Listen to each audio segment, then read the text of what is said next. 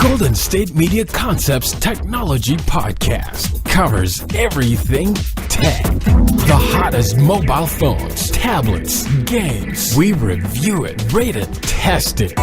Whether you're Microsoft or Apple, Android or iPhone, we'll give it to you again and again. Black and white. The Golden State Media Concepts Technology Podcast.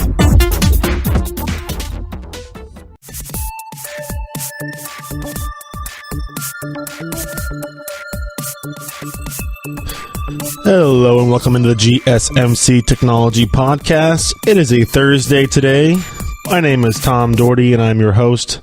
As always, this podcast is brought to you by the GSMC Podcast Network. Today we're going to be going over some review of the new Apple Watch that will be coming out along with the phones this fall. You know, Apple, they'd like to take their time and have a couple different series come out, and I was hearing reports this is third time's a charm. It was kind of third time's a charm on the iPhone, or maybe fourth time or fifth time, or some people think it's eighth time, or they haven't gotten the right phone yet done.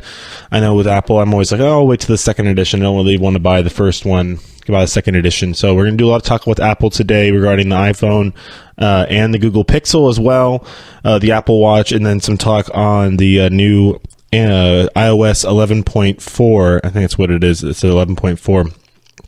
And then also we're going to finish the show with some talk on Fortnite and the new patch that's coming out. I don't know if you guys have used your shopping carts yet, but Fortnite is getting some updates, and I'll talk about the patch notes as well at the end of the show. So getting into this Apple Watch stuff, I do want to just make sure that that's right. That's the new Apple. Yeah, 11.4 is a new iOS update that's out, and I know they were having some issues with with some bugs that they were dealing with. The people who have phones on a big network with their work or something, they weren't able to get the sweeping updates to work. Maybe they got that fixed up. That was a couple weeks ago, so you'd expect that to be done and fixed. As far as this first segment, we're going to be talking about the Apple Watch. So let's dive right into that. As there are these features now that will be added in and made better. So it looks like that Apple now will be having this cellular antenna onto the new Apple Watches, as the Series 3 does have the antenna on it, and will be able to use easier for calls. I know you can talk on the phone right now with your Apple Watch, and all my friends and dad and whatever, they use the Apple Watch to talk on the phone, but that's usually if your phone is a little closer to you. It looks like now it'll have its own cellular antenna for making calls, outgoing calls, using your same number obviously as your iPhone. You can also use more maps capability with Apple Maps, and then it will be able to stream more than all the songs from Apple Music as well through your Apple Watch. And then also you can use the Find My Friends function on your phone through your watch as well. It'll give you your watch location, just in case, of course. Like, I think people now, especially with the new watches, it's going to be much better for people who are going to be going on runs, going out. If you don't want to take your phone with you, obviously you have a miniature version of your phone on your wrist, and you can just leave the phone in the car or leave it at home, or whatever you need to do. As of course, the CEO of Apple, COO of Apple, Jeff Williams, down at the press event in Cupertino, was like, "This is what we wanted the whole time." So he was quoted in saying, "This has been our vision from the very beginning." But yeah, no, that's funny, because it took them 3 times to get there. But that's usually what about right for Apple. It takes them a few chances to get to where they really want to go. Another addition to this series is going to be the SIM card is going to be added in to the phone, as it'll be it's even apparently they've made a smaller one than the nano SIM cards we're seeing now in our phones. It's going to be even smaller and will take up less space than that one. It can be use your phone through whatever you're going to be, AT&T, T-Mobile, Sprint, Verizon. It's all going to be supporting the cellular with the new Series 3. Like you said, I got the cellular. Of course, as always, usually with the updates, they're going to include a faster processor. Siri will have faster responses. It says 70%.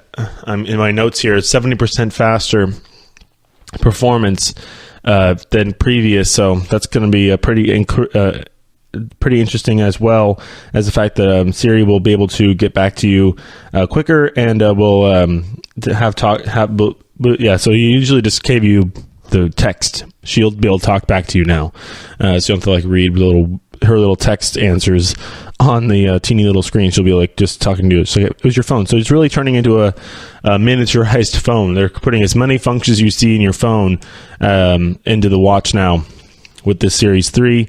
It's going to include that W2 chip that's going to be it's the same one that's used in that the AirPods. So it means that the Wi-Fi capabilities and the Bluetooth capabilities will be even faster. That's going to just accelerate everything. It's the same kind of thing for that wireless capability that we see everywhere. Another addition, we're going to have that barometric altimeter will be put into the phones, as it will be able to tell how many you can count your steps. It has all that health stuff already in there with the heartbeat and such. Now it's going to be able to tell all of the if you step up, like, so basically it's like stairs and everything. It'll be able to count that as well as for people who are going to be up on the mountains as well. So it's going to be helping with the altitude and elevation that you're at for those who are, if you're skiing or snowboarding or going on hikes, tall hikes or whatever it may be. I know we're getting into summertime, not much skiing and snowboarding going on right now, unless you're going over to Norway or something.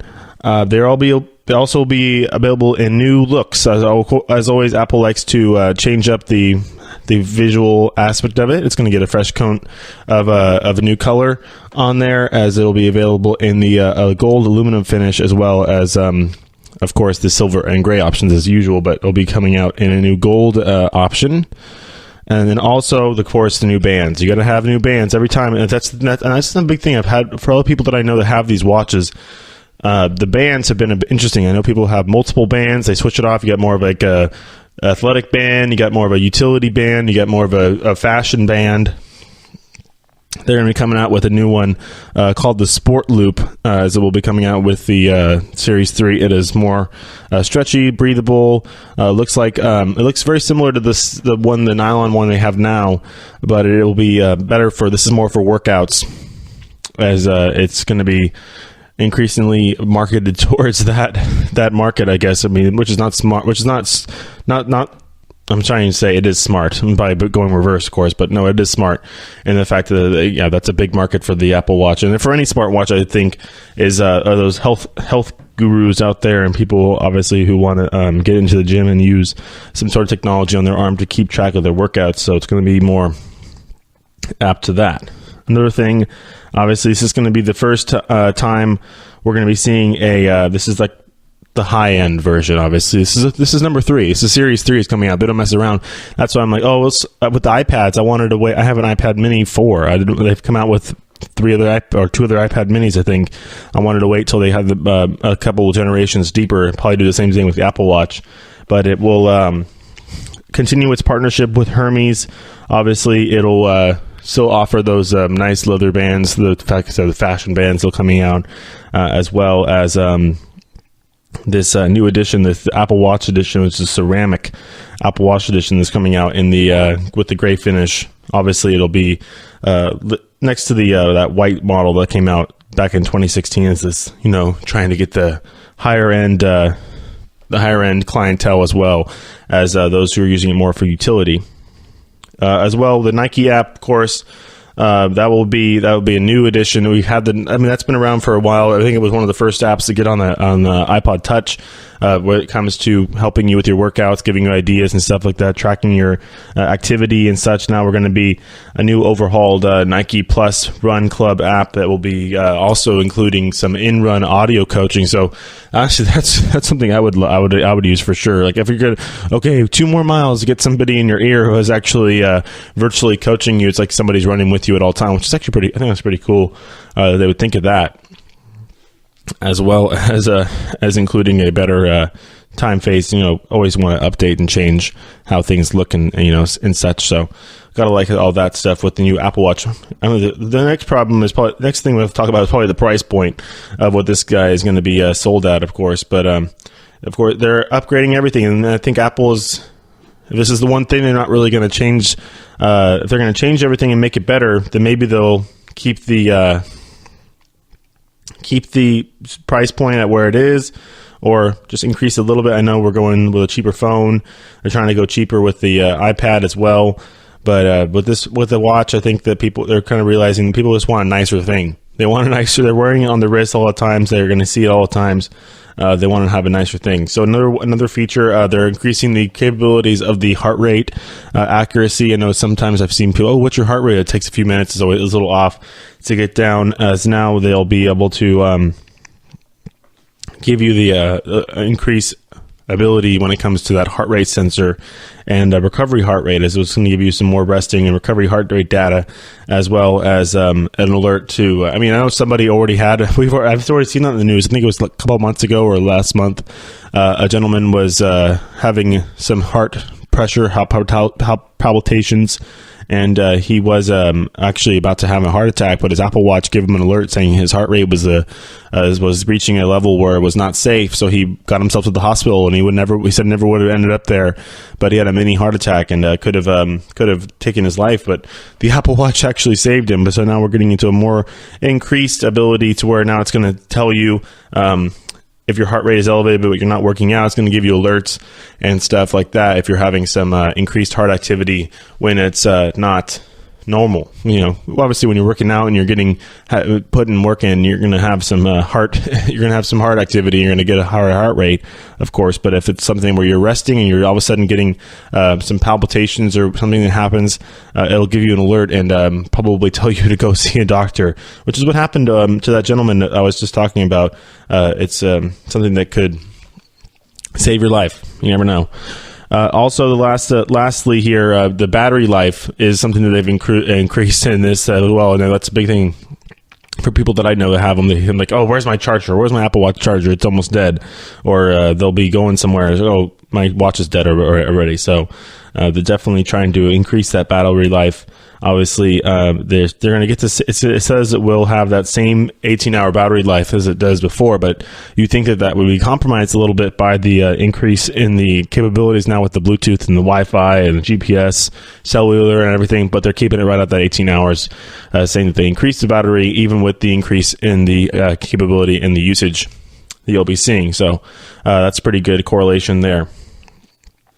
All right. The Apple Watch, there's 11 new features now that we're seeing. I just list there. I know we're already getting reviews of this saying that, they're finally figured it out. Like, it took 3 times to do it, blah, blah, blah. Like, Apple knows what they're doing. They like to pace themselves, throw everything at once. Obviously, it's a kind of a new thing. We've seen smartwatches for quite a while now. I think Samsung came out with one maybe 5-7 years ago, and Apple Watches have been out 4 or 5 years now, and they're going to be definitely, or maybe 3 or 4 years now, and they're going to be finally getting the upgrade that they deserve. I think the key one is that ability to have the cellular capabilities where you're actually able to make outgoing calls with your phone not being in any vicinity.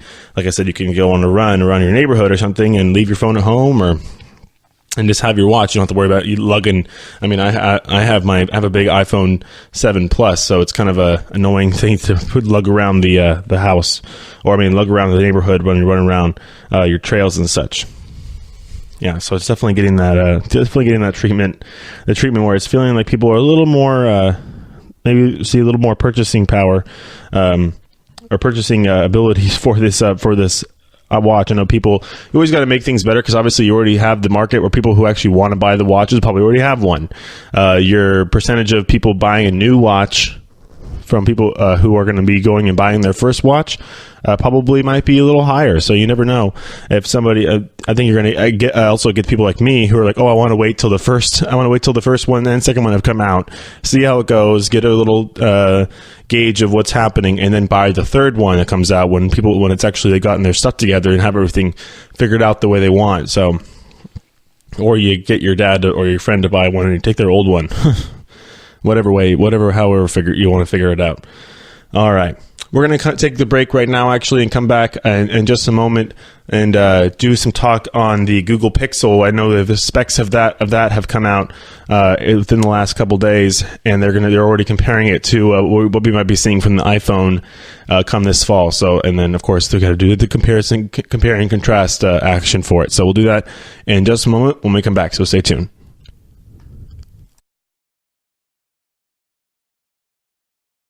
Do you want to be healthier, yet you just don't know what to do. All these shows telling you this and that, but nothing seems to work.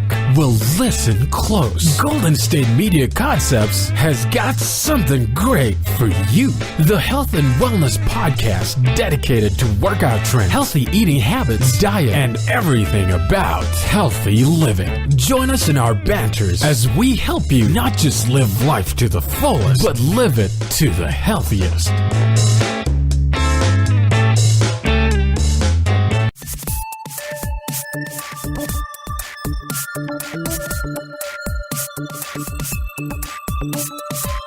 Ooh, welcome back, GSMC Technology Podcast. First segment, we went over the Apple Watch that's going to be coming out with the new phones. I'm assuming that's usually Apple likes to roll everything out at once.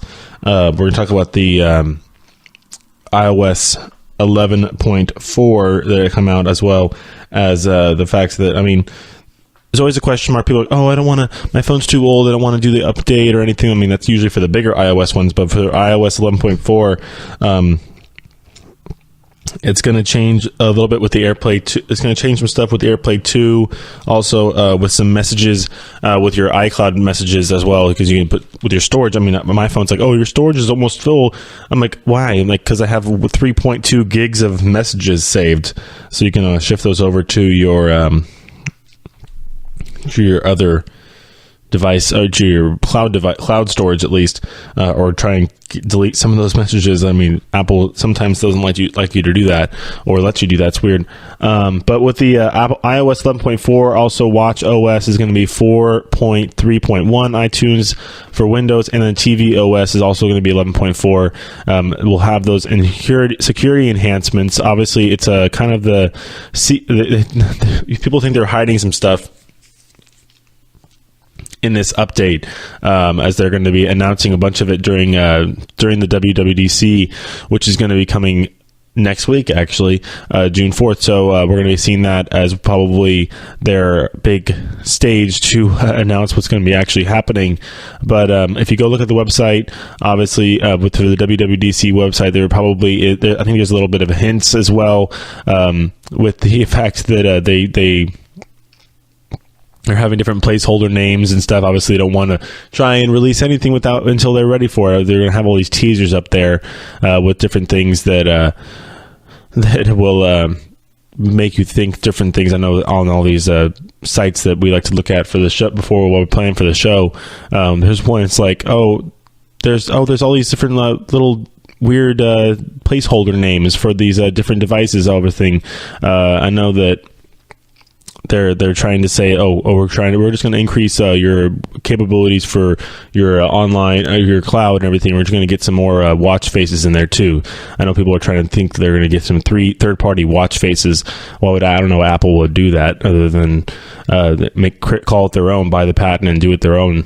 They feel like that's kind of the way they do things all the time, as well as the fact that, I mean, everybody's like, think they have all these aces up their sleeve for the conference. Obviously, that's what the whole point is. They want to be able to have this conference be their big stage for their announcements.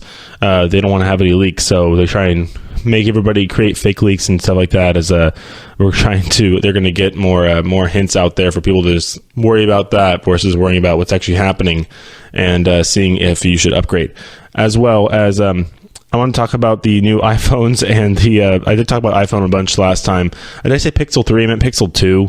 Obviously, the Google Pixel 2 is coming out this year, as well as the iPhone. It's there's people who might be tempted to switch over from the iPhone to the Pixel 2. If you're going to be skipping, obviously, there's a lot of different images and mock-ups that people have regarding the look and how it's going to be kind of competing with the Pixel. Will be competing with iPhone, how they're creating the same kind of look and everything. Obviously, the Apple now is doing their iPhones every year. We'll see if Google is going to be doing the same thing. Obviously, with Pixel 2, it's more of the ability to use their plans, kind of, get everything kind of figured out. Obviously, the prices are a little different. Right now in the U.S., the 64 gig iPhone X is starting at $999 with the new plan and everything, and the Pixel 2 at 64 gigs is $649. So even the Pixel 2 at 128 gigs is $749 compared to the $1,150 you got to shell out for the bigger. Actually, the iPhone X, they sell at a 256 gig level, and is that's the one that's going to be around $1,500. Around $1,100 and some change as well. So we'll see how much even it goes up when they come out with the iPhone X Plus this fall. As well. The people who are interested, if you're moving on from the iPhone 8, if you've had the iPhone 8, if you bought one last year instead of buying the X, or the iPhone 10, you might be thinking about going towards the Pixel 2. Obviously, with the carrier support, you can finance the Pixel 2 from Google and use it on pretty much, it'll be unlocked, and you can use it with any of the any of your normal carriers, whether AT&T, T-Mobile, Sprint. You can go to the third-party sellers like Best Buy and finance one through them too, where you pay monthly for that phone, and you can always use Verizon, which will sell the same thing. It sells the thing it will be using on his network, on their network only. They'll finance it for you with Verizon as well. So if you have Verizon, you can do that. Obviously, with the photos, I think that's a big upgrade. Obviously, Google Pixel 2 and the Pixel 2 XL, which is obviously the bigger version of the phone. It will be it'll be a little bit better picture quality. Obviously, they're always saying, "Oh, look at this! It's just so much better." I don't know how much better you can get. I have an iPhone 7 Plus and it takes darn good pictures. If you use all their little nicks and crannies and whatever you want, or all the things they have for your picture quality. But it looks like that it also has this plastic clad, it's more of an aluminum texture on the lower back of the Pixel 2. It's more comfortable. It's kind of like people were saying it's better for when it's less anxiety on the whole dropping part of it. Obviously, the iPhones, they're a little more slick, and if you don't have a case on it, the glass backing can be cracked on the first. CNET did a drop test, and the iPhone 10, the back of it cracked on the first drop. When you hold the Pixel 2, it's a little more secure in your hand. Most people use cases these days, I think. So, that could be a little bit of a thing that you might not really care about. As far as the Pixel 2 goes with charging, it will have a quicker charging pace as well. It'll come with the faster charger that can add, it says 15 minutes charging is 7 hours of battery life. So after 15 minutes charging, it adds 7 hours of battery life in just 15 minutes. The iPhone 10 does support faster charging, but it doesn't come with the cable that you need to make it work. You have to buy a better Lightning cable, which does sell for $25, or the 29 watt charger, the higher echelon charger for $50 itself, as well, to get that faster charging capability for the iPhone 10. So that's Apple. They're always going to try and sell you more stuff. I know when they got rid of the headphone jack, I know the new phones, I think, came with they came with little adapter things. I think they did, and they also sold the replacements, because you're bound to lose with those little teeny adapter things, the Lightning cable to the to your headphone jack. For those who don't have Bluetooth in their cars yet, you're going to need that. With the iPhone 10, we can go through and what you're going to be getting in your box when you do purchase one of these. Same thing with the Pixel 2. So for the Pixel 2, you will be getting that higher. You do get the wall charger. That's the 18 watt USB-C wall charger. The iPhone 10, you don't get that. It's just Lightning to USB. And it'll be a 5 watt charger, so just quicker. Not as quicker. You do get the headphones with the iPhone 10. It does come with headphones, as always. Obviously, it doesn't come with the AirPods. It will come with the wired headphones with a Lightning cable connector to go right in the bottom of your phone. So it'll compared to the Pixel 2, does not come with the headphones. And then the headphone jack adapter, obviously the Lightning cable versus the USB-C, which is the mini USB to 3.5 millimeter. So it's kind of either one you want as well. Apple does offer the AirPods. Those are pretty much, they're actually around the exact same price as the Google Buds. So that's one thing they can't really compromise on with the headphones is the price point there. So these guys have to kind of go the same route there with the old price point on the AirPods. We'll see if that, or their whatever Google Buds, whatever you want to do there with your wireless headphones as well. There's some more tech that I think that is better. So it looks like that iPhone 10 is supposed to have this great camera, but we're already seeing side-by-side reports saying that the Pixel 2 has better camera capabilities. To talk about the cameras, and everybody's clamoring over the fact that this Pixel 2 camera is amazing. It doesn't mean iPhone 10 doesn't take good pictures, but it's just saying that the Pixel 2 is a little bit better, I guess. With the tech guys talking about it, there's a new thing called Android Oreo. It is the operating system that you're going to be using right now for the with the Google Plus. With the Google Pixel 2. Obviously, we're waiting for Android P, really, but with the Android Oreo, it works just as well on the Pixel 2, just like iOS runs on iPhone. iOS 11 obviously runs on the 10. It's going to be having all of its central messaging ability. Obviously, it's going to be. It's kind of we're seeing a lot of the same things in the security and all these kind of with the software and availability in it with it, but it looks like that the Android is going to be moving off that and getting into the Android P, where we'll be seeing a lot more stuff coming out. Obviously, we'll see what Apple is going to be doing. They talk about Android P a lot during the Google I/O a couple weeks ago. We'll obviously be seeing what happens at the Worldwide Developer Conference next week when it comes to Apple's upgrade to their OS, and when I see iOS 12, what's going to be happening with that, all the little features. And usually Apple has come out with a handful of features. Android, with the Google iPhone 2, I say iPhone 2, Pixel 2, iPhone 10, get it all figured out. Everything, they're all going to have the pay ability. Both come with Siri. That means both going to be able to have your digital wallet.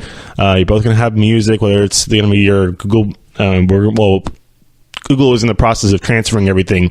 We talked about the YouTube Music, and we talked about Apple Music as well. But there's going to be, and Google Play Music is right now what Google is using Android.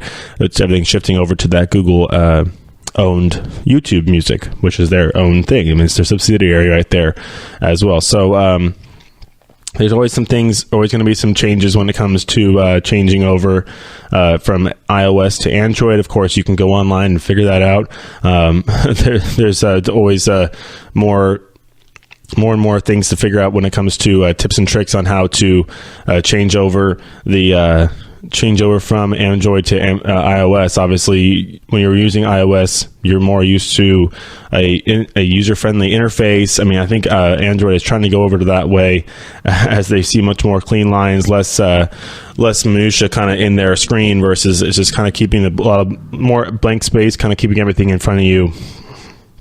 As well as of course, if you are switching over, you're going to have a lot of information on your iPhone, and but the thing is, it's very pretty easily, because Google obviously has their Gmail account. So even if I have an iPhone, but I also have a Gmail account. So if I was to switch from Android to Android from iPhone, I would just put everything in my Google Drive, and being able to switch it over, and you have an ability when you get your new Google Pixel 2 to just get all your calendar events, your Google contacts, and your photos backed up with Google Drive and right over to your new phone. So not very complicated there as well. So you can just back it up with from your iPhone into Google Drive. I mean, I can do that now. I could just go into Google Drive, probably back up my contacts through Google Drive on my iPhone, and then sign into that same account on your Google Pixel 2, and being able to access all that stuff right there, and it'll probably just filter it right into your phone, which is pretty nice to do. Obviously, everybody's like, "Oh my gosh, what am I going to do?" No, all your information, it's all in the ether, and you can just change it right over,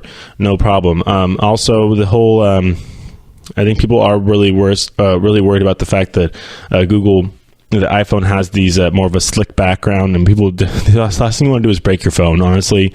As far as the look of it, they look pretty similar. Apple does have the screen goes top to bottom. Google has a little bit of a black bar at the bottom. They both have the notch. Everybody's all clamoring for the notch and everything, but it looks like that the new renders of that Pixel 3 also as well as the Pixel 3 XL are really going to look nice, as they are kind of that phone of our dreams is what people are thinking, quoting. Obviously, all these bloggers and tech websites are clamoring for this new phone that's going to be coming out this year as well. Obviously, the Pixel 2 you can get. You can see that now. That's why I'm getting all the specs. But the new mock-ups, really the Pixel 3, and then obviously Pixel 3 XL, and then the iPhone 10 XL or Plus, of course, iPhone 10 Plus is what we're going to be comparing come the fall. All right, that'll wrap it up for this segment, as we're going to come back and talk about Fortnite a little bit, as then we're going to bounce around different stories as we always do in the final segment. So everybody stay tuned, and we'll be right back. Tired of searching the vast jungle of podcasts? Now listen close and hear this out. There's a podcast network that covers just about everything that you've been searching. The Golden State Media Concepts Podcast Network is here. Nothing less than a podcast bliss with endless hours of podcast coverage. From news, sports, music, fashion, cooking, entertainment, fantasy, football, and so much more. So stop lurking around and go straight out to the Golden State Media Concepts Podcast Network. Guaranteed to fill that podcast itch. Whatever it may be. Visit us at www.gsmcpodcast.com. Follow us on Facebook and Twitter, and download us on iTunes, SoundCloud, and Google Play.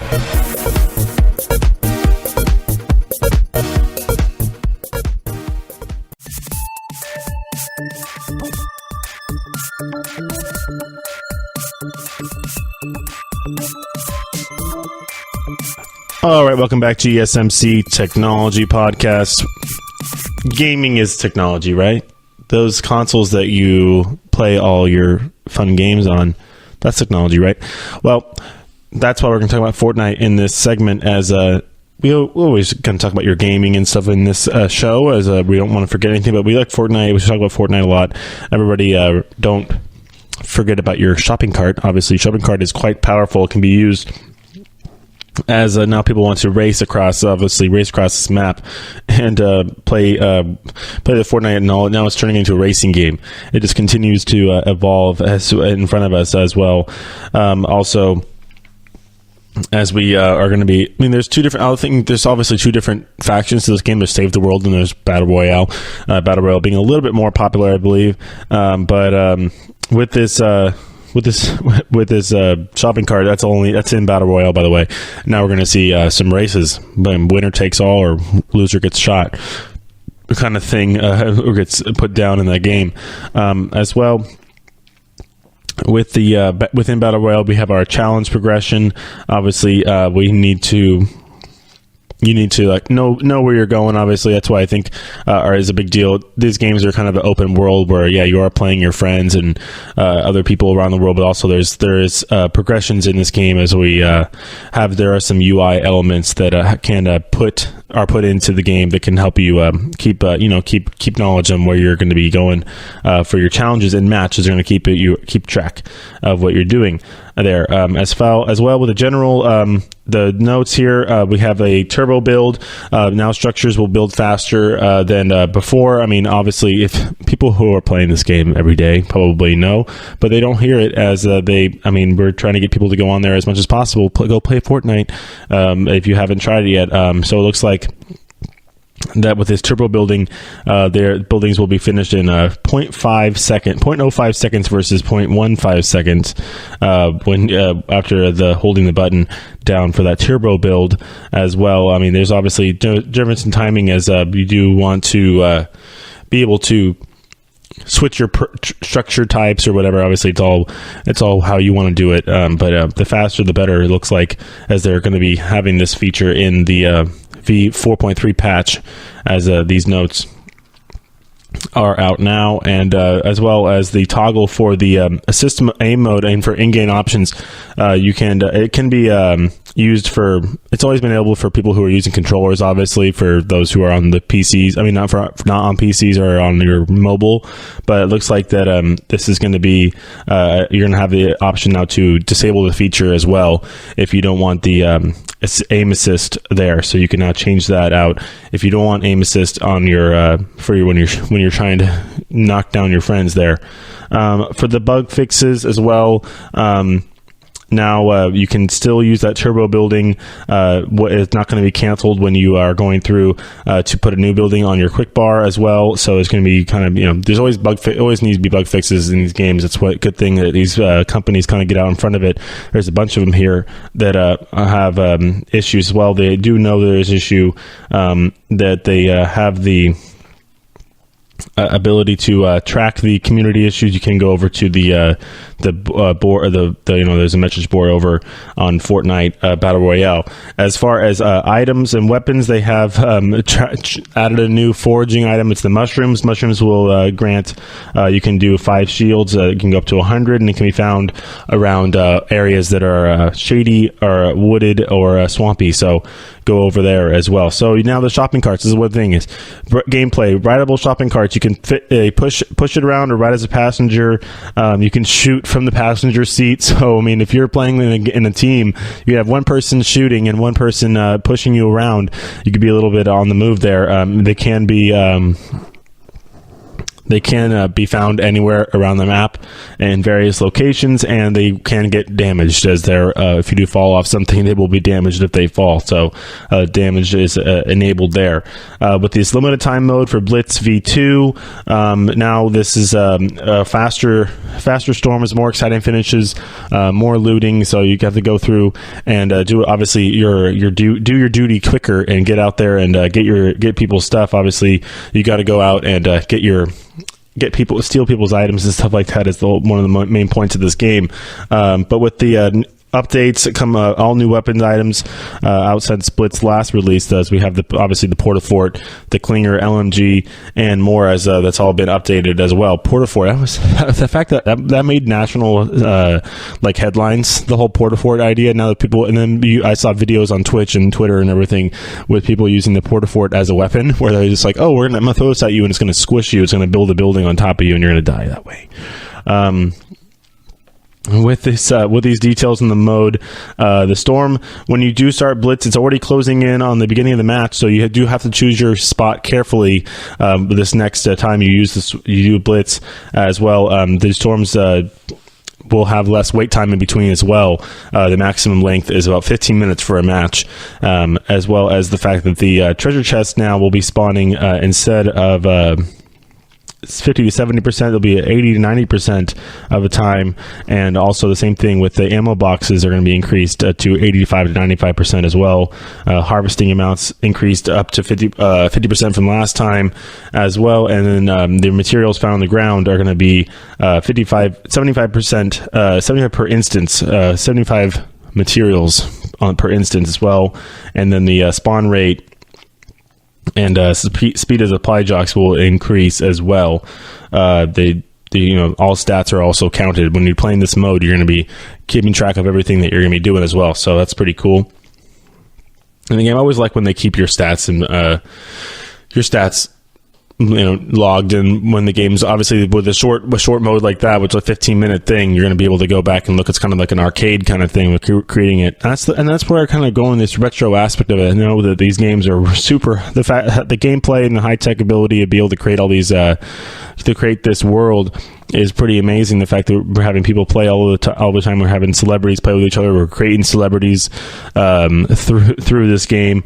Being affected, you had Drake. I think I've talked about it before, but the rapper Drake was playing with with a very famous gamer who goes by the name Ninja, and he was just having a huge fan. They both were fanboying over each other. So Ninja was fanboying that he was playing with Drake, but Drake was like, "Oh my gosh, I'm playing with Ninja. This guy's ridiculous. This guy's a legend already in the game that's been out for what?" 8 months, a year, maybe. How long has this game been coming out for? It doesn't matter. as well as they're upgrading some. There are some bug fixes with this with the blitz ability as well, the blitz mode. We'll go over a couple of them. Shots to the upper chest and neck won't count as a headshot anymore. The things that fall off the map won't teleport now into the nearest player. They just fall off. They're not going to. They're not no things coming right to you. And then the supply drops will no longer hit things on the ground. No more colliding with the things on the ground when they're landing. And then also the visual effects will not be laggy as well. They're fixing a lot of the delays with the visual effects on these supply drops as well. So look like people who are. I mean, the thing is, the thing with gamers though, they're reliable on getting you feedback. So you'll definitely feel about. I bet you Fortnite has got plenty of feedback when it comes to these message boards they have and things that they fix, which is good. I mean, it's all about keeping it in the family and everybody being nice and putting out some suggestions on how to make a game better. So that's nothing to be ashamed about, as well as performance of everything, speed and everything, how it was going. So with the ambient occlusion. So for PC, the distance field for ambient occlusion on PC, it's going to be a big optimization for the PC and the PlayStation Pro and Xbox One X. So for those who have, like, obviously, if you're playing on a PC with major RAM abilities, like a gaming laptop or something, or the PlayStation Pro with Xbox One X, where you have all the 4K ability, they're optimizing that GPU and being able to create better gameplay for you as well with for those who have the increased capabilities with their consoles. Also, with the definitely changing the optimization, they're also optimizing the match, the pass to the end of the match in order to reduce hitching on the elimination when you're eliminated. Obviously, with the UI, they're having some issues with that as well. So we got to they figured that one out for you this time. As far as the audio, of course, there's always something to fix. The audio team, when you're walking, the rhythm of your footsteps will be more consistent as well because of the fixes there. And then with the UI on streamer mode now, it will make you more anonymous. It will anonymize your name for other players if you'd like, and self-service. They will be re-enabled. The self-service cosmetic returns will be re-enabled as well. So you look through your notes for that as well. And then also large team modes like 20 versus 20 will be selected for default for new players when one is available. All right. There's so much stuff. You can go on for the mobile here. On mobile, you can now voice chat, which is actually pretty interesting. So you just push the talk kind of thing with your party members, and you can talk back and forth like you're on the phone with somebody, or you're playing live on Xbox Live or PlayStation, PlayStation Go or PlayStation Live, something like that, where you have your headset on, obviously, and you're talking to people through your headset. Now, on mobile, you can be chatting with your fellow players. Imagine if that'd be crazy. Remember when everybody's playing Clash of Clans and everything on their phones, the other mobile... No, this is this much different level than that, because you can't play Clash of Clans on your Xbox, but on the mobile devices, everybody, imagine if they had that, and they had messages where you could send people texts or something like that, but now you can yell at each other through the phone when they're not playing Fortnite accordingly, and you can get on people's heads that way. All right. With that one, on mobile, they also have a few bug fixes as well for this one, so I can actually put the show notes on here as well. So and put the patch notes in my show notes as well. So go look at that in the drop down as well. So if you have I'll have the link there. So it'll have everything that I covered, as well as more stuff for Fortnite as well. So make sure you go look at that. All right. That will, we'll wrap up this segment right here, as we're going to come back and talk about more stuff. I know YouTube has big news out there, as we're coming out with numbers on how many people use YouTube and everything. And there was a big, The Verge did a big thing. I love The Verge. If you guys need some tech information, go look at The Verge, obviously after you listen to the show. But also go look at The Verge, as they bring some good tech news to the forefront for you as well. And the world will bounce around different stories throughout this last segment. So everybody stay tuned, and we'll be right back.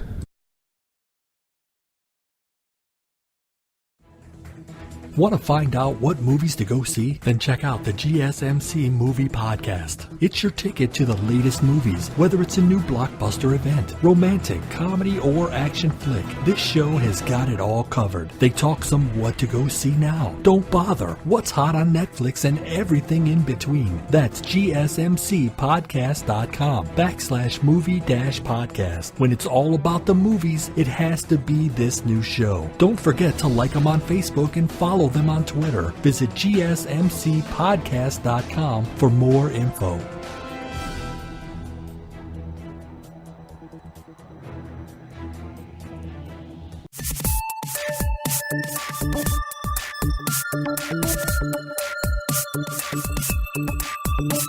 All right, welcome back to GSMC Technology Podcast, as we are going to bounce around a couple news stories for you today. In this last segment, I know YouTube has come out and has been deemed the preferred platform for the youth of today, as there was a study out from the Pew Research Center saying that for those ages between 13 and 17, for teenagers 13 to 17, 85% of them prefer YouTube. Obviously, close to be behind for as far as it's a platform. I guess YouTube, obviously, it's trying to get into that TV aspect of it. They're YouTube TV and everything, but it's also kind of a social media crossover where we're seeing people obviously use it for connectability, and there's comment sections and everything. You can go on there and comment and put your own input into things. Obviously, Snapchat and Instagram are also there at a close second with 72% and 69% for Snapchat. But obviously, YouTube started with that. I think it started with teenagers. It started with maybe music videos, gaming. I know people were watching simulcast people gaming. Obviously, that's where Twitch is coming from. Obviously, there was we've seen all sorts of things come out of YouTube. Whether it was the most watched mobile was the most watched video for a while. The Gangnam Style video, YouTube video, music video for that. So it was a song. Obviously, this is another big indication that we're seeing a shift here in social media popularity, as Facebook has definitely become more of the adult mom and dad kind of reconnecting with their high school friends website, and we're definitely seeing teenagers move away from that in recent years. Obviously, in the 2015 report from Pew, they did not include YouTube or Reddit in the tabulation of what people are doing and what their favorite sites are, but they did include Facebook. And Facebook obviously did 71% of teens had as Facebook users. Obviously now it's more around 51%, and I think users is I'm technically a Facebook user. I have an account. I go on there very, very periodically, very, very randomly, but I'm not an active user. I don't really post on Facebook that much. I mean, maybe for more networking situations, but when it comes to just social media and trying to connect with people, there's other things to do that with. Obviously, fortunately for Facebook, they have Instagram, which is right there in the same realm, same rankings as you put YouTube and Snapchat, but and Instagram obviously being Facebook subsidiary, and that's helpful for them. But their actual main site is definitely feeling the hurt, and obviously the fact that they had a big scandal this year isn't really helping them either. So for those from the Pew report, obviously they clearly stated that in a quote saying that for the most part, teens tend to use similar platforms regardless of demographic characteristics. So they also continue to say there are a few exceptions, notably lower income teens are more likely to gravitate towards Facebook than those from higher income households. I don't really want to speculate on reasons for that. There's probably multiple reasons for that. I could imagine some reasons for that. Teenagers with Snapchat and Instagram are a lot of show off. I kind of call it the show off apps. Obviously Snapchat is more based on, I was actually just thinking about yesterday how you can compare and contrast YouTube. Even you could throw YouTube in there, but more Snapchat and Instagram, because now they both have, Instagram is much more pushed towards the pictures. You have a feed, people put pictures on there, you comment on it, blah, blah, blah. It's fine. You also put your Instagram story. Snapchat is really, and then you also you can message people through Instagram too, but Snapchat is more put where if Instagram has the pictures as the forefront, it's all about the pictures and commenting on the pictures. You can message. It's more of a messaging app on Snapchat with the stories as kind of that secondary thing. Or maybe it's going more 50-50, whereas Instagram, you see more of probably like a 60 or 75-25 split on the pictures in your feed versus stories. And then there's messaging too. So maybe like I would say probably like a 60-20-10 split or something or that's not good math. 70-20-10 split kind of thing, where 70% are these pictures putting on, whether it's a video or you could swipe through the multiple pictures or whatever on your actual feed to post on your feed. Then there's your stories, which is probably about 20%, and then your 10% is messaging. I'm just throwing, that's my guess out there probably, versus Snapchat is it's equal. People are putting a lot of more stories on Snapchat. You have your celebrities out there on Snapchat. I mean, people put on Instagram stories as well. Like I said, some people even do just double up, but just put the same thing on both. The more coverage possible. It's all about getting those followers. That's another thing. That's no difference. YouTube and Facebook, different. Snapchat and Instagram, YouTube, it's all followers, all subscribers. Who's listening to you versus Facebook? It's friends. You friend request them, they add you back. They friend request you, you add them back. Like you're friends with them. You're connecting versus Facebook's like, hey, I'm showing off my thing. Look at me, kind of thing. So, I mean, I don't know the whole stats with the fact that lower income people are using Facebook more. I mean, you could extrapolate that for yourself. I'm not going to really put a specific definition on that. I just know that Facebook is more for messaging, connecting with people, making awareness, sharing different stories and stuff, whether it's fake or not. And then Snapchat, what they have, I did forget to mention in my comparison there of Snapchat and Instagram, is that Snapchat really has gotten into the whole news aspect of it. They're not only a messaging app, they're not only a stories, video sharing kind of app where you're filling different things and putting on your story. They also have news. You have SportsCenter on there. You have People Magazine. You have Vice News. Puts little videos on there. When they redesigned the app look of it. You're two swipes away from finding out pretty much anything you want. Whether it's I think ABC or CBS News has a thing on here. I mean, I could just look at it myself. If you just give me a sec here. Yeah, so we have the NBA, IGN, which is right here. So it's technology. So IGN could do that. You could even do either. They have the story I talked about in the last show on Tuesday. The players in the battleground suing Fortnite. That's on there right now. IGN, 17 Magazine, Daily Mail, which is just regular mail, MTV, Essence, everything. Teen Vogue. They have one for sports and Snapchat is one of the most genius things ever. I mean, I go to the Giants game and they have updated scores in a filter right there. Boom, boom, boom. You have people taking videos of themselves, putting it. Oh, here I'm at the game. It's sports. Actually know one of my friends from college works at Snapchat. And she's like, sports and Snapchat were meant to be together. GQ is on there. NBC News, everything. So. And there's all sorts of news outlets on Snapchat that we're seeing. Mashable, it's another thing of the technology thing. There's even a story that Snapchat is throwing shade at Facebook and stuff like that. So I know that the CEO of Snapchat is not a big Facebook fan at all. But the thing is, it's really interesting seeing that how these teens are kind of adjusting away. I know I haven't even really talked about the number one they're doing, and that's YouTube. But in YouTube, the reason why I think that we're going towards YouTube more is the fact that you can pretty much find anything you want on YouTube. You can go find the funniest scene you like from The Office. You can go watch your favorite comedian do a special. You can go watch your favorite. They call YouTubers now, or social media personality, or whatever you want to say. Talk the show. You can do a beauty tutorial if you want. You can go watch somebody blow something up. You can go watch some Rhett and Link in their Good Mythical Morning and they're bowling with flaming bowling balls. I mean, you can find anything you want, and you can comment on it, and you can connect with people, and you could trash talk people, which I don't say you should do at all. Don't hate people on YouTube. You can make. I mean, you always saw one of the highest. That's another big problem, though. There's always a fallout of stuff like this. Is that teens, online bullying, and all this kind of stuff.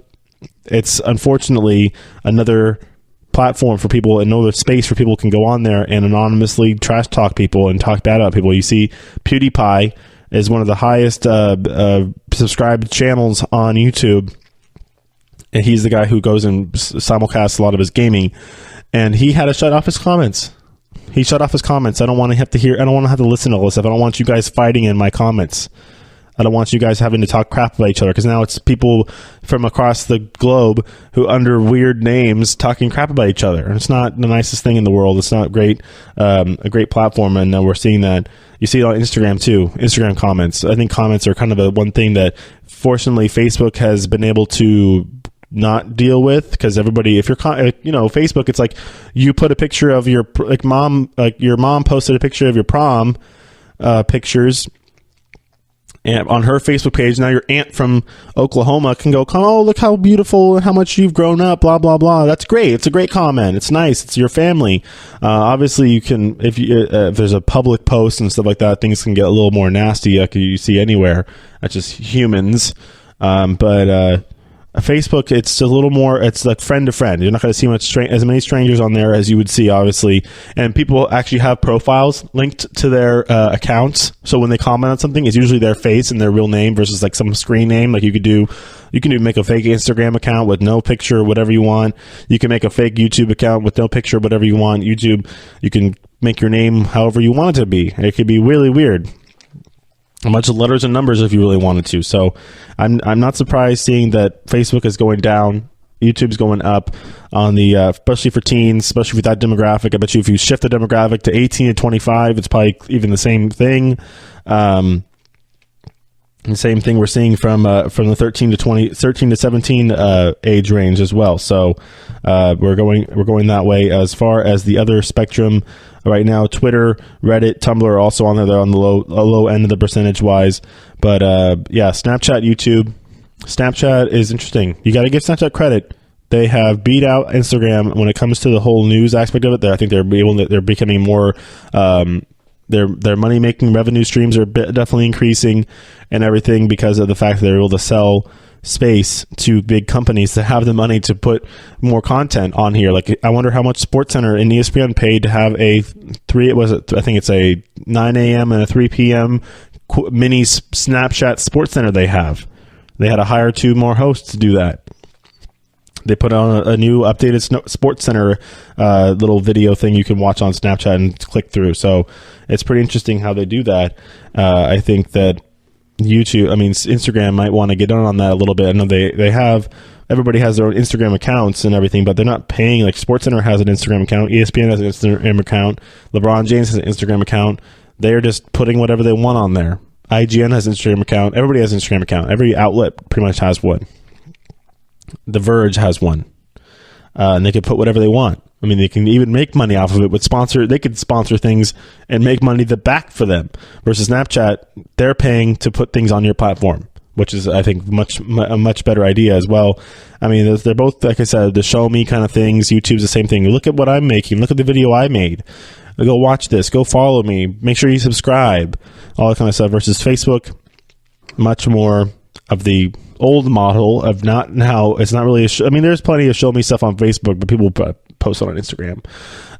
That's why I think Facebook bought Instagram, because they realized that's something that they're not.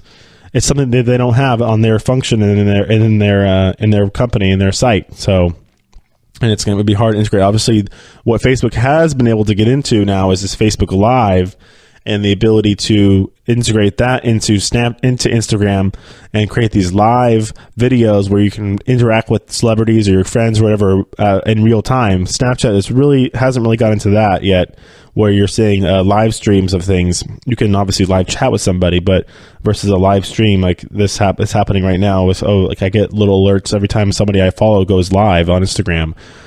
So that's something that they haven't really got into. So I'm not surprised on that report out saying that the percentages have gone down. That's a big research firm that did this, and all the shifts of the popularity of it. Definitely not surprising to me whatsoever at all. So, I mean, I know I did my rants and kind of comparing and contrast. What I was really thinking about yesterday, I was kind of rambling. Wait, Instagram and Snapchat really aren't that different, even though I personally think of Snapchat as a messaging app. You snap little pictures to each other, you text each other. Instagram, you can't really do that. It's more, you can message each other, but it's more just go look at my pictures, go look at my gallery, whatever. There's no gallery on Snapchat. Your story goes away in 24 hours. I don't post a story every day. I mean, people do, obviously, but it goes away. You can't go back and look at it unless you save it. I mean, you can't really save people's stories, so it is interesting, the disparity, but they're both considered social media. Obviously, Snapchat is getting more social media because it's kind of show me, I saw that on your story, or I saw that on your Instagram feed. So it's interesting, but Snapchat definitely a little more fast paced, I think, because it's not a archiving source. It is Instagram is much more of an archive where you're creating a gallery, you're creating a look. I know you can go look at some people's accounts, their whole Instagram 50 picture deep gallery is like the same theme, and or one vacation or something like that. So it is interesting to see that the disparity, but also the similarities between both, and then seeing how our teens are shifting from Facebook over to YouTube and Twitter. YouTube, Instagram, and Snapchat. YouTube's a whole different ball game, honestly, because it's all videos, but you can literally do anything. You can spend hours on YouTube because they have all the suggested little videos next to you. You watch one video, you're on the next one. You can watch sports highlights, makeup tutorial, literally anything you are interested in. From any person, you can go have Johnny Q and Maggie C. One's a makeup guru and one's a hardcore gamer, and then me, a sports guy, and then you're a hiking guy, or you like roller coasters. Go watch it. You watch a video on anything you want. So you can comment on it. Become part of the community and be nice, though. All right, that'll wrap it up for the show today. And my rant there at the end of the episode. Hope you guys enjoyed that one. We'll come back on Tuesday with some more talk. I know that the Worldwide Conference for Developers is going to be happening pretty soon. We'll probably be talking about that a lot next week as well. So have a good weekend, everybody, and we'll be back on Tuesday. See you later. You've been listening to the Golden State Media Concepts Technology Podcast, part of the Golden State Media Concepts Podcast Network. You can find this show and others like it at www.gsmcpodcast.com. Download our podcast on iTunes, Stitcher, SoundCloud, and Google Play. Just type in GSMC to find all the shows from the Golden State Media Concepts Podcast Network, from movies to music, from sports to entertainment, and even weird news. You can also follow us on Twitter and on Facebook. Thank you, and we hope you have enjoyed today's program.